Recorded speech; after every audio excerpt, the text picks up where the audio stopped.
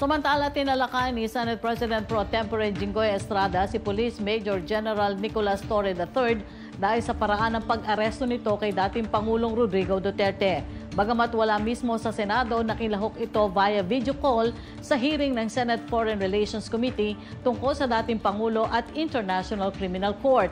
Nakita umano ni Estrada ang video kung saan hinihila umano ni Torre ang mga abogado ni Duterte na sina Attorney Salvador Medeldea at Attorney Martin Delgrad III. Dismayado umano siya sa desisyon ni Torre na puwersahin umanong arestuhin ang dating Pangulo at harangin si Vice President Sara Duterte para makitang ama sa Villamor Air Base.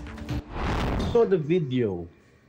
It was really, for me as a citizen of this country, it was really unbelievable. It was a very, very big disappointment. So, your statements based on the video may reflect the PNP as an institution. Baka sabihin lahat ng ating mga kababayan, ganyan pala yung mga pulis. Masyadong wala man lang respeto sa matanda, sa isang dating Pangulo. Hindi umano na iwasang maalala ng senador ang panahong naaresto silang dalawa ng ama at dating presidenteng Joseph Estrada. We were arrested way back 2001 together with my father. The same thing happened. All right, we were in the wee hours of the morning. We were the policemen barged in our hospital room at the Veterans Memorial Hospital.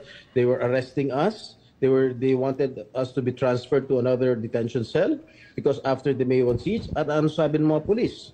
Kalad ka rin na yan mga yan pag ayaw sumama.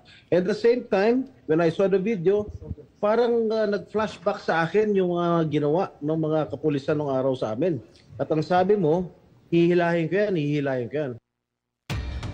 Dumipensa naman si Torre at sinabing hindi para sa dating Pangulo ang kanyang sigaw, kundi para kay Medeldea na hinaharangan umano ang kapulisan na arestuhin si Duterte. Dagdag pa niya, nag-volunteer pa umano ang dating Pangulo na sumama sa kanila sa chartered plane. Umaasa naman si Estrada na ang mga nangyari sa mga dating Pangulo kagaya umano ni Digong at Estrada ay hindi mangyari sa iba pa kabilang umano si President Marcos Jr.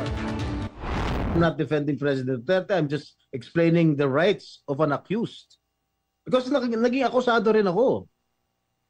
And I don't want that to happen to anybody else. Dapat naman nagbigay kayo ng konting kortesiya o respeto man lang sa mga dating presidente dahil naranasan namin yan. Nung kinulong po yung tatay ko, ganun din.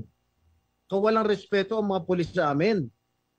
Porket nawala na ba kami sa kapangyarihan, ganun na lang? Matanong ko naman sa General, wag naman po sana mangyari, God forbid.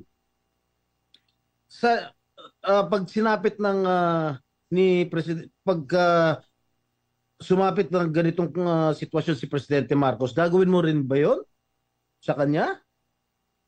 I hope not.